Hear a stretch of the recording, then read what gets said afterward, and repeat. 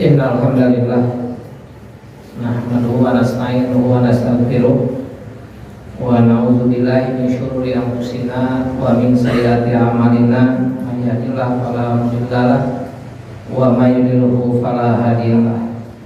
Asyhadu an la ilaha illallah wahdahu la syarikalah wa asyhadu anna Muhammadan abduhu wa rasuluh alladzi la nabiyya ba'dahu. Allahumma sholli wa sallim wa barik ala Muhammadin wa ala alihi wa ashabihi wa man tabi'ahum bi ihsan ila yaumil wa alamu afhamu ma qala rabbukum fil Qur'anil Karim. A'udzu billahi minasyaitonir rajim. Innallaha ya'muru bil adli wal ihsan wa ita'i dzil qurba wa yanha 'anil fahsya'i wal munkar wal ya'idukum la'allakum tazakkarun. Wa ya ayyuhal hadirun usikum wa nafsi bi taqwallah wa qad fajal muttaqun. Hadirin jamaah Jumat ya rahamukumullah. Ayat yang tadi khatib baca dalam mukadimah yaitu surat An-Nahl ayat 90. Bagi kita jamaah Jumat seringkali mendengarnya, karena itu salah satu ayat yang seringkali dibaca oleh para khatib, terutama ketika menutup khutbah yang pertama atau juga dibaca di khutbah yang kedua. Nah, intinya dari apa yang disampaikan oleh para khatib itu, ada yang memang sudah memahami kenapa ayat itu dibaca, ada yang juga yang hanya sekedar ikut-ikutan. Jadi sudah jadi semacam SOP. Jadi kalau khutbah itu ini yang dibaca. Nah, salah satu diantaranya ayat tadi, yang kadang-kadang tanpa memahami kenapa kemudian ayat itu bisa dibaca oleh khatib setiap Jumat. Nah, kalau kita melihat sejarah, ternyata ayat itu dibaca oleh para khatib Jumat itu mulai diberlakukan pada zaman Umar bin Abdul Aziz. Kenapa kemudian ayat itu diserukan untuk dibaca oleh para khatib Jumat? Karena memang pernah terjadi kondisi pada saat itu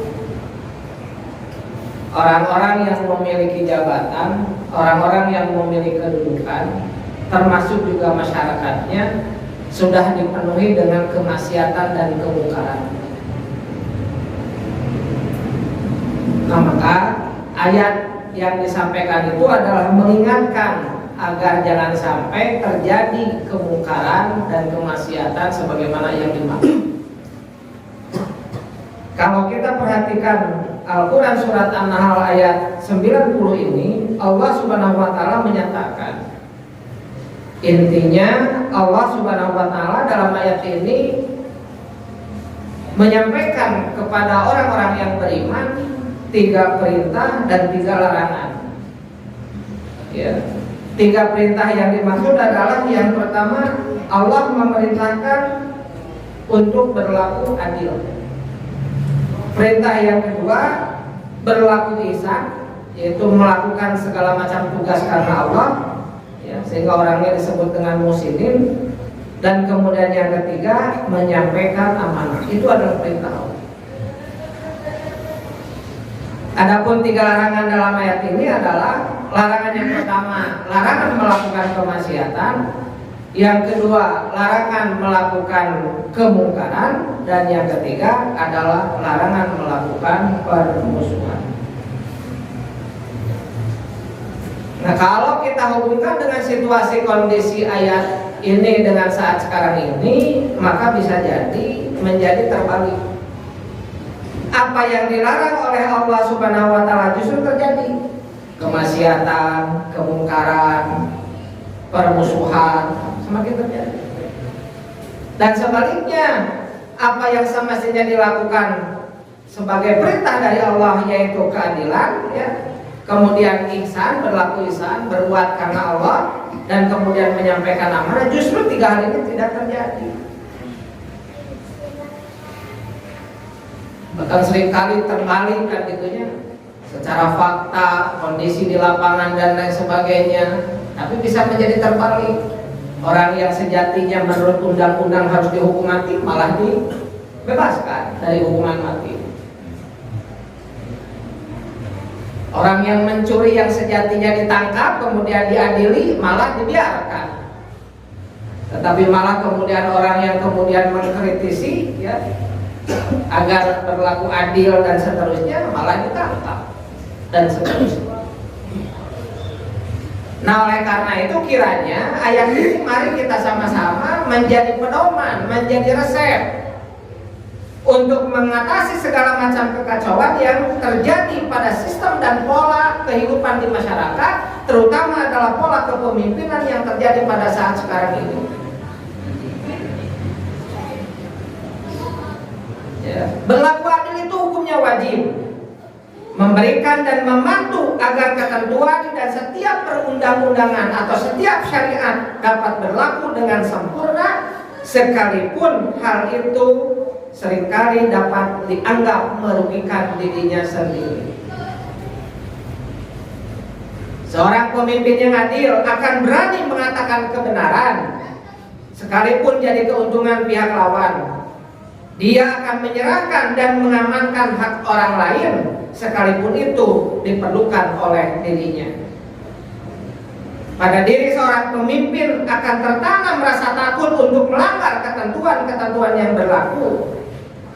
Karena sesungguhnya setiap peraturan, setiap undang-undang itu merupakan tangan besi, tidak tebang pilih, apalagi pilih bulu. Sekuat-kuatnya orang pasti akan kalah dan menyerah bila berhadapan dengan hak dan kebenaran yang dilaksanakan dengan seadil-adilnya. Ja'al haqqu wa ja'al batil, innal batila kana jauqa. Jadi kalau kebenaran, ya, kalau yang namanya hak itu sudah tiba, sudah datang, yang harus dilaksanakan, maka insya Allah kebatilan itu akan sirna. Apabila keadilan telah merata, baru akan dapat dirasakan kenikmatan ihsan, yaitu berbuat baik karena Allah, yang artinya ia akan setia dan disiplin terhadap kewajiban dan tugas yang dikerjakan dengan sebaik-baiknya. Tidak akan ada kepalsuan dan kepura-puraan dalam beramal, dan tidak ada kemalasan untuk memenuhi kewajiban.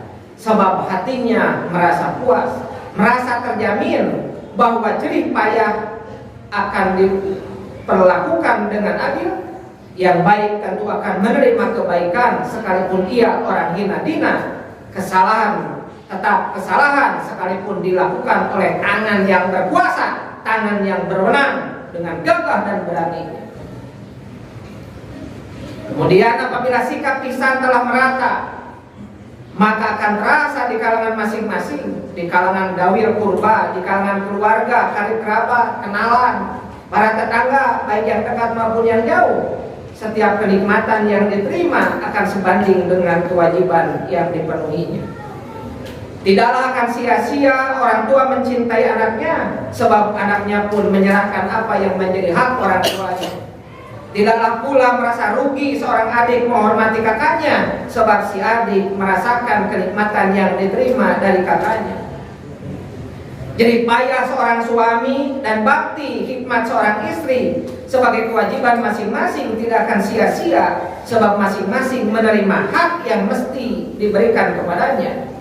Begitupun antara pemimpin dengan rakyatnya akan merasakan kenikmatan jika masing-masing menjalankan hak dan kewajibannya dengan adil. Seorang rakyat atau sekumpulan rakyat, sekumpulan masyarakat, dia akan siap diperlakukan bagaimanapun, diperintah apapun untuk melaksanakan tugas apapun jika para pemimpinnya sudah adil. Tetapi jika sebaliknya para pemimpinnya tidak adil, berbuat semena-mena hanya demi keuntungan dirinya, hanya demi keuntungan sekelompok orang, apalagi menjual akidah, menjual agama demi kekayaan, maka tidak perlu tersinggung jika kemudian dikritisi, tidak perlu tersinggung jika kemudian diperbaiki oleh rakyatnya. Kita ambil perumpamaan adalah ketika kita sholat berjamaah. Seorang imam insya Allah dia akan ditaati oleh makmumnya. Kenapa? Karena dia melaksanakan perintah Allah menjadi imam dengan mengikuti ketentuan, syarat dan lain sebagainya, rukunnya diikuti. Tetapi kemudian jika seorang imam salah, maka dia harus siap mundur jika kemudian diingatkan oleh imam jika dia batal. Kalau hanya kesalahan berupa misalkan kesalahan, kekurangan kemudian rakaatnya dan seterusnya yang berkaitan dengan kaifiat sholatnya, ya cukup dengan dikatakan subhanallah oleh makmum. Imam sadar diri, oh ini makmum sudah mengatakan subhanallah, berarti apa? Ada kesalahan yang saya perbuat. Jika kemudian tidak disadari saja kesalahan itu, imam terus mengatakan subhanallah, maka dia harus dengan sadar diri mundur, biar yang di belakang yang maju. Bukan ini mah imamnya sudah salah, dibilang subhanallah terus-terusan, malah akhirnya jadi kacau, jadi batal semuanya. Maka berjamaahnya pun akan menjadi kacau. Bawa kehidupan sholat berjamaah itu dalam kehidupan keseharian. Pilih bapak jadi RT, diingetan ku masyarakatna, warga RT na salah, sadar diri. Ulah pedah aing jadi RT, ulah.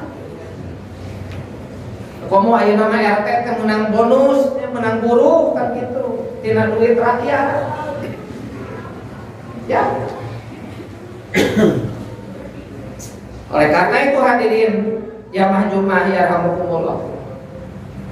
Setelah keadilan dan kemudian sikap ihsan tadi dan hubungan baik berlaku dalam kehidupan itu, maka insya Allah kita baru akan dapat membasmi kebatilan, membasmi kejahatan yang merugikan, membasmi kejahatan yang merendahkan martabat dirinya, dan terakhir akan hilangnya kemauan yang buruk. Insya Allah tidak akan ada keinginan sedikit pun untuk melakukan kejahatan. Kenapa? Karena keadilan telah berjalan, ihsan telah berlaku sedemikian rupa. Kalau saat sekarang ini yang namanya adil itu sangat jauh sekali, ihsan juga sangat jauh. Kenapa? Karena bisa jadi juga termasuk diri kita seringkali tidak ihsan. Apa maksudnya? Kita seringkali berbuat itu tidak karena Allah, kita seringkali berbuat itu karena ada sesuatu. Jadi kalau ada kegiatan ayat kita tuh hanya gedel ayat kita tuh model aja narik Agustusan ya, kegiatan dia ayat kita tuh ayat leuwihna tuh. Nah pada saat sekarang ini banyak orang yang meang leuwih. Orientasinya apa? Hobi dunia, cinta dunia, termasuk yang dilakukan oleh para pemimpin hari ini, para pejabat hari ini. Hubbud dunia, sekali lagi hubbud dunia. Jika dia seorang kafir maka pekeh teuing, tapi jika dia seorang muslim wajib kita hukumnya untuk mengingatkannya agar apa? Kembali ke jalan Allah. Ud'u ila sabili rabbi, kembali ke jalan Tuhan, kembali kepada jalan Allah. Hari ini agama sudah diacak-acak sedemikian rupa, bahkan sudah kita saksikan bersama. Mana ada pesantren yang kemudian mungut babi, mana ada pesantren yang mengaku pesantren Islam tapi kemudian di dalamnya ada ajaran-ajaran yang macam-macam. Nauzubillah, summa nauzubillah. Ironisnya apa? Pendukungnya banyak. Kenapa? Karena UUD ujung-ujungnya adalah cuan, ujung-ujungnya adalah duit. Nauzubillah, summa nauzubillah. Maka dari itu kewajiban kita adalah mari kita tegakkan amar ma'ruf nahi munkar sesuai dengan kesanggupan dan kemampuan kita masing-masing dimanapun kita hidup berada. Mudah-mudahan Allah Subhanahu wa Ta'ala senantiasa memberikan perlindungan kepada kita sekalian agar kita tetap menyuarakan, agar kita tetap bisa melakukan kebaikan, menjadi orang yang muhsinin, menjadi orang yang ihsan. Yang kita berbuat adalah karena Allah Ta'ala, melaksanakan keadilan dan tentu tetap melakukan amar ma'ruf dan nahi munkar. Barakallahu li wa lakum. Dan kasiran kama amar asyhadu an la ilaha illallah wahdahu la syarikalah wa asyhadu anna Muhammadan abduhu wa rasuluh. Allahumma sholli ala Muhammad wa ala alihi wa ashabihi wa man tabi'ahum bi ihsan ila yaumil qiyamah. Wa lamu wa famu ma qala Rasulullah sallallahu alaihi wasallam, idza azamat ummatid dunya nuzi'at minha haibatul Islam wa idza tarakatil amri amro bil ma'ruf wa nahya 'anil munkar kurimat barakatul waqt wa idza tasabat ummati saqatat min ainillah. Jika umat Islam sudah terlalu mengagungkan urusan dunia, maka akan hilanglah kehebatan Islam di mata umat yang lainnya. Jika umat Islam sudah meninggalkan beramar ma'ruf dan nahi munkar, maka akan dicabut keberkahan Al-Quran.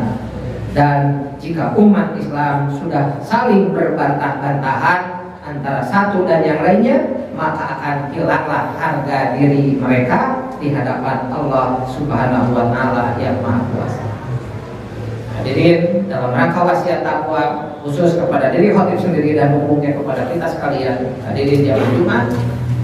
Karena itu mudah-mudahan peringatan dari Rasulullah SAW ini mudah-mudahan menjadi peringatan yang bisa mengingatkan diri kita agar istiqomah di jalan Allah. Sekali lagi, istiqomah di jalan Allah, yaitu yakin karena kita sudah kadung mengucapkan la ilaha illallah, tidak ada Tuhan selain Allah. Karena kita sudah berla ilaha illallah, maka kita harus yakin tidak ada Tuhan selain Allah, berarti tidak ada yang dipentingkan kecuali Allah. Tidak ada yang diyakini oleh kita akan mampu memberikan rezeki kepada kita kecuali Allah. Tidak akan mampu melengsarkan kedudukan kita kecuali takdir Allah. Yang penting apa? Kita berikhtiar, kita berupaya dengan sebaik-baiknya di jalan Allah. Ketentuannya adalah fatawakal Allah. Berhadapan dengan orang-orang kafir, ya tentu kita hadapi dengan sebaik-baiknya.